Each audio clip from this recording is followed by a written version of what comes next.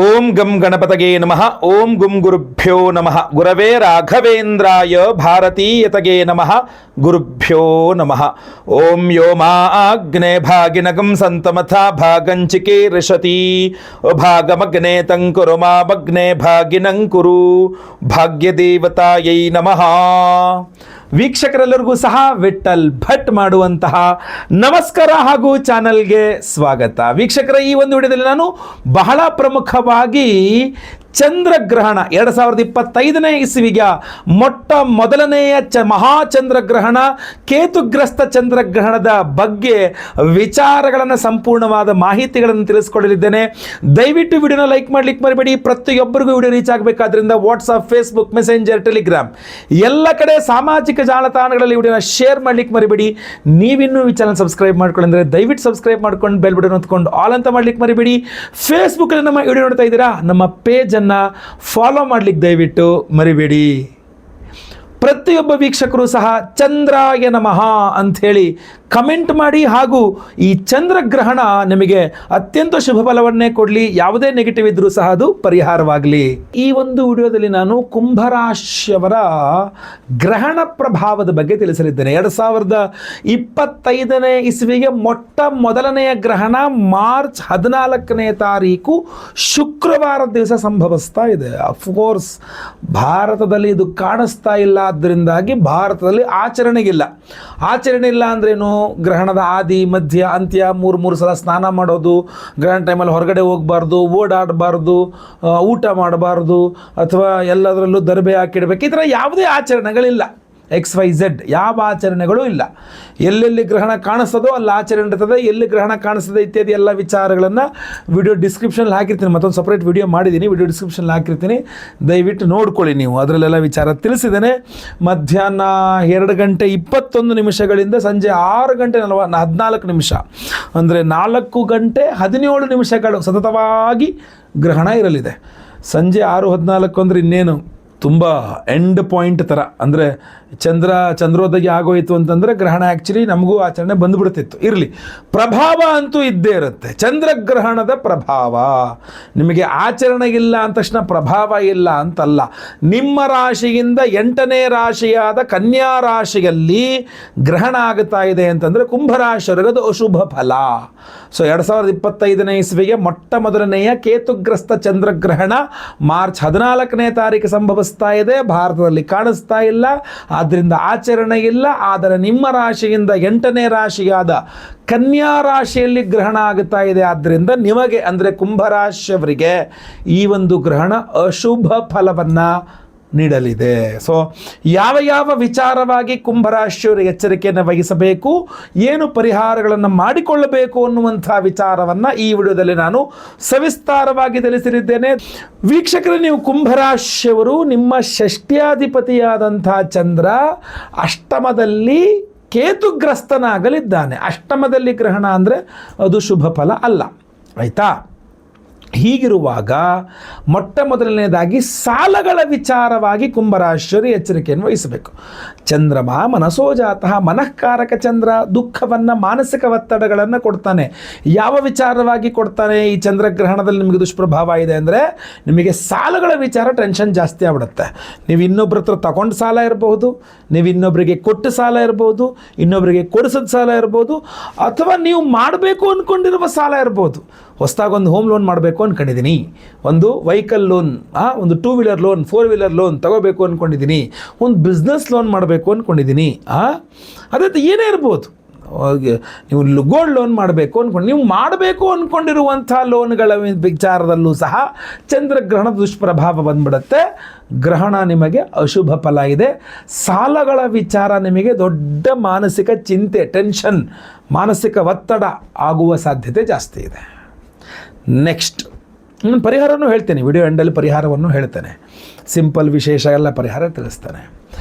ಅಷ್ಟಮದಲ್ಲಿ ಗ್ರಹಣ ಅಂತಂದಾಗ ಆರೋಗ್ಯದ ವಿಚಾರ, ಆರೋಗ್ಯ ಬಾಧೆಗಳು, ಥೈರಾಯ್ಡ್ ಸಮಸ್ಯೆ, ಒಬೆಸಿಟಿ ಸಮಸ್ಯೆ, ಹೆಣ್ಣು ಮಕ್ಕಳಿಗೆ ಪೀರಿಯಡ್ಸ್ ಸಮಸ್ಯೆ, ಅದೆಲ್ಲ ಮಾನಸಿಕ ಚಿಂತೆಗಳು. ಅಯ್ಯೋ ಏನೋ ಆಗೋಗಿದೆ ನನಗೆ ಅಂತ, ಏನೂ ಆಗಿಲ್ಲ ಅಂದರೂ ಏನೋ ಆಗೋಗಿದೆ ಅನ್ನುವ ಮಾನಸಿಕ ಚಿಂತೆನೇ ಜಾಸ್ತಿ ಆಗಿಬಿಡುತ್ತೆ. ಯಾರೋ ಏನೋ ಹೇಳಿದ್ರು, ಇದು ಕ್ಯೂರ್ ಮಾಡೋಕ್ಕಾಗಲ್ಲ ಅಂದರು, ಮತ್ತೊಂದೇನೋ ಮತ್ತು ಇನ್ನೂ ಜಾಸ್ತಿ ಆಗ್ತಾನೆ ಇದೆ, ಎಷ್ಟು ಮೆಡಿಸಿನ್ ತಗೊಂಡ್ರು ಸರಿ ಹೋಗ್ತಾ ಇಲ್ಲ, ಕಂಟ್ರೋಲಿಗೆ ಬರ್ತಾ ಇಲ್ಲ, ಏನೋ ಒಂದು ಟೆನ್ಷನ್ನು. ಈ ಆರೋಗ್ಯ ಬಾಧೆ ಅನ್ನುವ ವಿಚಾರ ಮೇಲಿಂದ ಮೇಲೆ ಟೆನ್ಷನ್ಗೆ ಕಾರಣ ಆಗುತ್ತೆ ಕುಂಭರಾಶಿಯವರಿಗೆ ಈ ಒಂದು ಚಂದ್ರಗ್ರಹಣದಿಂದಾಗಿ. ಸೊ ದಯವಿಟ್ಟು ಚಂದ್ರಗ್ರಹಣದ ಪ್ರಭಾವ, ದುಷ್ಪ್ರಭಾವ, ಕೆಟ್ಟ ಪ್ರಭಾವ ಇದೆ, ಅಶುಭ ಫಲ ಇದೆ. ಚಂದ್ರಗ್ರಹಣ ದಿವಸ ಚಂದ್ರನ ಆರಾಧನೆ, ಗ್ರಹಣ ಶಾಂತಿ ಮಾಡಿಕೊಳ್ಬೇಕು, ಅದು ನಿಮಗೆ ಕಡ್ಡಾಯ. ನೆಕ್ಸ್ಟ್ ಇನ್ಯಾವ ವಿಚಾರಗಳಲ್ಲಿ ಪ್ರಭಾವ ಬೀರಲಿದೆ ಅಂತಂದರೆ ಹಣಕಾಸಿನ ವಿಚಾರದಲ್ಲಿ. ಅಷ್ಟಮದಲ್ಲಿ ಗ್ರಸ್ತನಾಗುವ ಚಂದ್ರನ ಪೂರ್ಣ ದೃಷ್ಟಿ ನಿಮ್ಮ ಕುಟುಂಬ ಧನಸ್ಥಾನದಲ್ಲಿರುತ್ತೆ. ಸೊ ಅದರಿಂದ ದುಡ್ಡಿನ ವ್ಯವಹಾರಗಳು ನಿಮಗೆ ಚಂದ್ರಗ್ರಹಣ ಟೆನ್ಷನ್ ಕೊಟ್ಬಿಡುತ್ತೆ.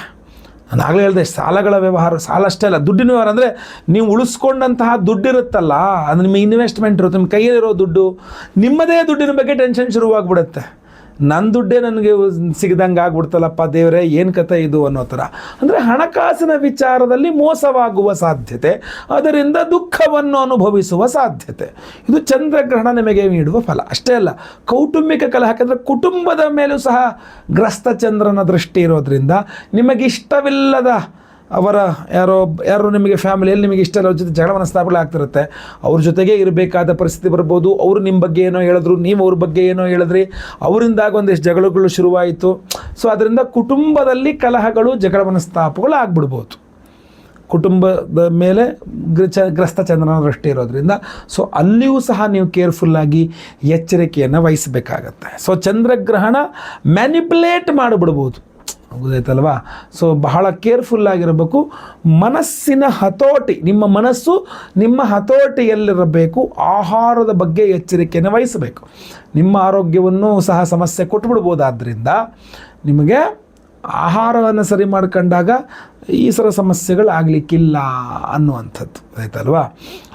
ವಿವಾಹಿತ ಕುಂಭರಾಶಿಯ ಸ್ತ್ರೀಯರು ಯಜಮಾನರ ಆರೋಗ್ಯದ ಬಗ್ಗೆಯೂ ಸಹ ಗಮನವಹಿಸಬೇಕೆಂದರೆ ಅಷ್ಟಮದಲ್ಲಿ ಗ್ರಹಣ ಆಗ್ತಾ ಇದ್ದಾಗ, ಮಾಂಗಲ್ಯ ಸ್ಥಾನದಲ್ಲಿ ಗ್ರಹಣ ಅಂದಾಗ ಯಜಮಾನರ ಆರೋಗ್ಯ ಸರಿ ಇಲ್ಲ ಅನ್ನೋ ಟೆನ್ಷನ್ನು, ಯಜಮಾನರಿಗೆ ನಿಮಗೆ ಸ್ವಲ್ಪ ಜಗಳ ಮನಸ್ತಾಪಗಳು, ಯಜಮಾನರ ಯಾವುದೋ ಒಂದು ಕೃತ್ಯ ನಿಮಗೆ ಇಷ್ಟನೇ ಆಗಲ್ಲ, ಅವ್ರು ಹಂಗೆ ಮಾಡಿದ್ದು, ಅವ್ರ ಜೊತೆಗೆ ಅದಕ್ಕೋಸ್ಕರ ನನಗೆ ಇಷ್ಟ ಇಲ್ಲ ಅನ್ನೋದು, ಅಥವಾ ಅವ್ರಿಗೆ ಯಾವುದೋ ಒಂದು ಆರೋಗ್ಯ ಬದೇ ಸಡನ್ನಾಗಿ ಬಂತು, ಅವ್ರಿಗೆ ಯಜಮಾನರಿಗೆ ಹುಷಾರಿಲ್ಲ, ಅದೇ ದೊಡ್ಡ ಟೆನ್ಷನ್ ಆಗಿಬಿಡುತ್ತೆ. ಸೊ ಕುಂಭರಾಶಿಯ ವಿವಾಹಿತ ಸ್ತ್ರೀಯರಿಗಾಗುವ ಸಮಸ್ಯೆ ಇದು. ಸೊ ಚಂದ್ರಗ್ರಹಣ ನಿಮಗೆ ಹಲವಾರು ರೀತಿಯಲ್ಲಿ ವಿಚಿತ್ರವಾದಂತಹ ಹೊಸ ರೀತಿಯಲ್ಲಿ ನೀವು ನಿರೀಕ್ಷೆಯೇ ಮಾಡದೇ ಇರುವ ರೀತಿಯಲ್ಲಿ ಸಮಸ್ಯೆ ಕೊಡುವ ಸಾಧ್ಯತೆ ಇರ್ತದೆ. ಶತ್ರುಬಾಧೆ, ಮಾಟಮಂತ್ರ, ದೃಷ್ಟಿದೋಷ, ಕೋರ್ಟು ಕಚೇರಿ, ಷಷ್ಠಾಧಿಪತಿ ಅಲ್ವೇ ಗ್ರಸ್ತನಾಗ್ತಿರೋದು, ಇದೆಲ್ಲ ವಿಚಾರಗಳ ಮೇಲೆ ಪ್ರಭಾವ. ಸಡನ್ನಾಗೆಲ್ಲ ಜಗಳ ಮಾಡ್ಕೊಂಡು ಬಂದ್ಬಿಟ್ರು, ಸಡನ್ನಾಗಿ ಯಾವುದೋ ಕೋರ್ಟು ಕಚೇರಿ ವಿಚಾರ ಬಂದ್ಬಿಡ್ತು, ಸಡನ್ನಾಗಿ ಅವರು ಯಾರೋ ಸೇಡ್ ತೀರಿಸ್ಕೊಳಕ್ಕೆ ಬಂದ್ಬಿಟ್ರು, ಮುಗಿದೋಯಿತು ಅಂದ್ಕೊಂಡಂತಹ ಯಾವುದೋ ಒಂದು ವಿಚಾರ ಮತ್ತೆ ಶುರುವಾಯಿತು, ಮತ್ತೆ ತಲೆನೋವು ಅದೊಂದು. ಸೊ ಗ್ರಹಣ ಪ್ರಭಾವ ಇದೆಲ್ಲ ಮಾನಸಿಕವಾಗಿ ಕೊಡ್ತಕ್ಕಂಥದ್ದು. ಸೊ ಪರಿಹಾರಗಳು ಮಾಡ್ಕೊಳ್ಬೇಕು. ನೀವು ಏನು ಮಾಡಬೇಕು, ಮನೆ ಹತ್ತಿರದಲ್ಲಿ ಯಾವುದರ ದೇವಸ್ಥಾನ ಇದ್ದರೆ ಹುರುಳಿ ಒಂದು ಅರ್ಧ kg ಅಕ್ಕಿ ಒಂದು 2 kg ಸಪ್ರೇಟಾಗಿ ವಸ್ತ್ರದಲ್ಲಿ ಕಟ್ಕೊಂಡು ತೊಗೊಂಡೋಗಲ್ಲಿ ದಾನ ಮಾಡಿಬಿಡಿ ಪುರೋಹಿತರಿಗೆ, ಒಳ್ಳೆಯದಾಗಲಿ. ಈಶ್ವರನ ದೇವಸ್ಥಾನ ಮನೆ ಹತ್ತಿರ ಇದ್ದರೆ ಹೋಗಿ ಒಂದು ಹಾಲಿನಲ್ಲಿ ರುದ್ರಾಭಿಷೇಕ ಮಾಡಿಸಿ. ಗಣೇಶನ ದೇವಸ್ಥಾನ ಇದ್ದರೆ ಹೋಗ್ಬಿಟ್ಟು ಒಂದು 28 ಪ್ರದಕ್ಷಿಣೆ ಹಾಕಿ ಸ್ವಾಮಿಗೆ ಗರಿಕೆಗಳನ್ನು ಸಮರ್ಪಣೆ ಮಾಡಿ. ನೀವು ಗಣಪತಿಯ ಸ್ತೋತ್ರವನ್ನು, ಶಿವಾಷ್ಟೋತ್ರವನ್ನು ಪಠನೆ ಮಾಡ್ಕೊಳ್ಳಿ, ಆದಷ್ಟು ಜಾಸ್ತಿ. ಅಮ್ಮನವರ ಆರಾಧನೆ ಇನ್ನೂ ವಿಶೇಷ ಪವರನ್ನು ಕೊಡಲಿದೆ. ಇಲ್ಲ ನಾವು ನಿಮಗೋಸ್ಕರ ಒಂದು ವಿಶೇಷ ಪರಿಹಾರ ಮಾಡ್ತಾ ಇದ್ದೇವೆ.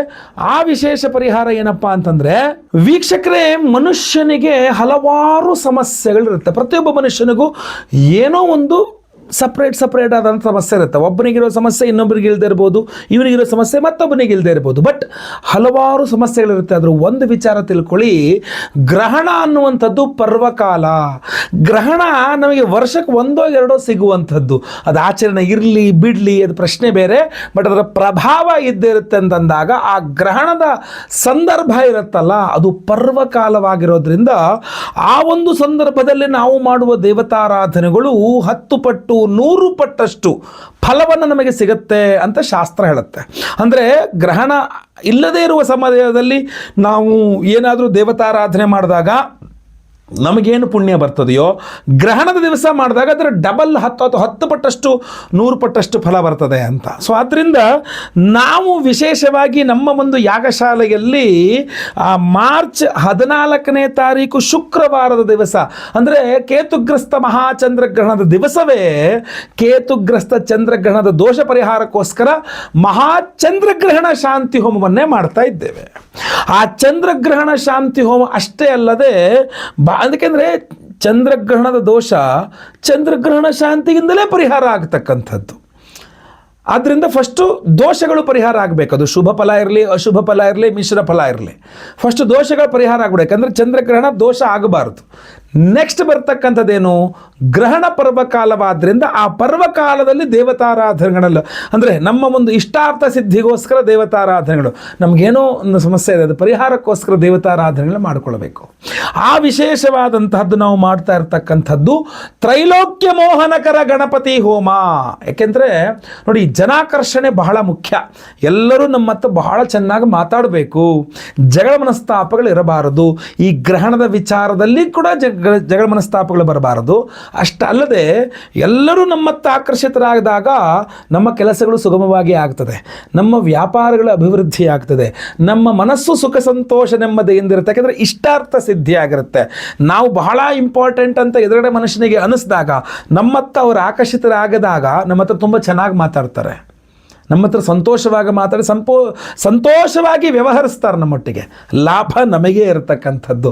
ಸೊ ತ್ರೈಲೋಕ್ಯ ಮೋಹನಕರ ಗಣಪತಿ ಹೋಮವನ್ನು ನಾವು ಗ್ರಹಣದ ದಿವಸ, ಅದು ಕೇತುಗ್ರಸ್ತ ಗ್ರಹಣ ಅಂದಾಗ ಕೇತು ಮಹಾಗಣಪತಿಗೆ ಕಾರಕನಾಗುತ್ತಾನೆ. ಕೇತುವಿನ ಅಭಿಮಾನ ದೇವರು ಮಹಾಗಣಪತಿ.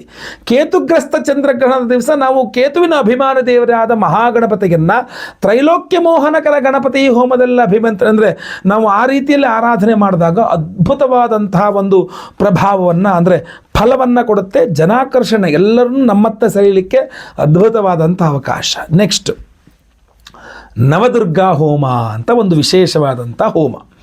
ಪ್ರಥಮಂ ಶೈಲಪುತ್ರೀತಿ, ದ್ವಿತೀಯಂ ಬ್ರಹ್ಮಚಾರಿಣಿ, ತೃತೀಯಂ ಚಂದ್ರಘಂಟೇತಿ, ಕೂಷ್ಮಾಂಡೇತಿ, ಚತುರ್ಥಕಂ ಪಂಚಮಂ ಸ್ಕಂದಮಾತೇತಿ, ಷಷ್ಠಂ ಕಾತ್ಯಾಯಿನೀತಿ ಚ, ಸಪ್ತಮಂ ಕಾಲರಾತ್ರಿಶ್ಚ, ಮಹಾಗೌರೀತಿ ಚ, ಅಷ್ಟಮಂ ನವಮಂ ಸಿದ್ಧಿದಾತ್ರಿ ಚ, ನವದುರ್ಗಾ ಪ್ರಕೀರ್ತಿತಾ ಅಂತ ಹೇಳ್ತಾರೆ. ಸಪ್ತಶತಿ ಚಂಡಿಕಾ ಪಾರಾಯಣವನ್ನು ಮಾಡಬೇಕಾದ್ರೆ ಇದೊಂದು ಸ್ತುತಿಯನ್ನು ಹೇಳ್ತಾರೆ. ಸೊ ಅದರಿಂದ ಇಂಥ ಅದ್ಭುತವಾದಂತಹ ಒಂದು ನವದುರ್ಗೆಯರನ್ನು ಚಂದ್ರಗ್ರಹಣದ ದಿವಸ ನಾವು ಆರಾಧನೆ ಮಾಡಿದಾಗ 9 ವಿಧದ ವಿಶೇಷವಾದ ನಮ್ಮ ಸಮಸ್ಯೆಗಳಿಗೆ ಪರಿಹಾರವನ್ನು ಕಂಡು ಹಿಡ್ಕೊಳ್ಬೋದು, ಅಂದರೆ ಪರಿಹಾರವನ್ನು ಮಾಡಿಕೊಳ್ಬಹುದು. ನಮ್ಮ 9 ವಿಧದ ಸಮಸ್ಯೆಗಳು, ವಿವಾಹ ದಾಂಪತ್ಯ ಸಮಸ್ಯೆ, ಆರೋಗ್ಯ ಸಮಸ್ಯೆ, ಸಂತಾನ ಸಮಸ್ಯೆ, ಉದ್ಯೋಗ ಸಮಸ್ಯೆ, ಆರ್ಥಿಕ ವಿಚಾರಗಳು, ದುಡ್ಡಿನ ಸಮಸ್ಯೆ, ಅಥವಾ ವ್ಯಾಪಾರ ವ್ಯವಹಾರದ ಸಮಸ್ಯೆಗಳು, ದೃಷ್ಟಿದೋಷ ಮಾಟಮಂತ್ರ ಶತ್ರುವಾದ ಸಮಸ್ಯೆಗಳು, ಅಥವಾ ಜನಾಕರ್ಷಣ ನಮ್ಮ ಕೈಲಿ ಚೆನ್ನಾಗಿ ಆಗಬೇಕು ನಮ್ಮ ಹತ್ರ ಅನ್ನೋ ಒಂದು ಸಮಸ್ಯೆ, ಅಥವಾ ವಿದ್ಯೆ ವಿಚಾರ, ನಾಲೆಡ್ಜ್, ಜ್ಞಾನದ ವಿಚಾರ, ಹೀಗೆ ನಿಮ್ಮ ಯಾವುದೇ ಸಮಸ್ಯೆಗಳಿದ್ರೂ ಈ 9 ವಿಧದ ಸಮಸ್ಯೆಗೆ ನವದುರ್ಗೆಯರ ಆರಾಧನೆ ಮಾಡಿ 9 ವಿಧದ ವಿಶೇಷವಾದಂತಹ ರತ್ನಗಳನ್ನು ನಾವು ಎನರ್ಜೈಸ್ ಮಾಡಿದಾಗ, ನಾವು ವಿಶೇಷವಾಗಿ ಒಂದು ಬ್ರಾಸ್ಲೆಟನ್ನು ಸಿದ್ಧಪಡಿಸಿದ್ದೇನೆ. ಈ ಒಂದು ಬ್ರಾಸ್ಲೆಟ್ನಲ್ಲಿ ಅಂಗಾರಮಣಿ, ಕ್ಯಾರ್ನೆಲಿಯನ್ ಅಂತ ಆ ಒಂದು ಅಂಗಾರಮಣಿ ಇದೆ. ನಿಮ್ಮ ವಿವಾಹ ದಾಂಪತ್ಯ ವಿಚಾರಗಳನ್ನು, ಸಮಸ್ಯೆಗಳನ್ನು ಹಾಗೂ ಭೂಮಿಯ ವಿಚಾರಗಳ ಸಮಸ್ಯೆಗೆ ಪರಿಹಾರಕ್ಕೆ ಒಂದು ಕಾರ್ನೆಲಿಯನ್ ರತ್ನ ಇದರಲ್ಲಿದೆ. ಅದರ ಜೊತೆಗೆ ಚೈತನ್ಯ ರತ್ನ, ನಿಮ್ಮ ಆರೋಗ್ಯ ಬಾಧೆ ಪರಿಹಾರಕ್ಕೋಸ್ಕರವಾಗಿ ವಿಶೇಷವಾಗಿ ಚೈತನ್ಯ ರತ್ನವಿದೆ. ಹಾಗೂ ಸಂತಾನ ವಿಚಾರದ ಸಮಸ್ಯೆ ಪರಿಹಾರಕ್ಕೋಸ್ಕರ ಕನಕವರ್ಣಿಕಾ ರತ್ನ ಇದೆ.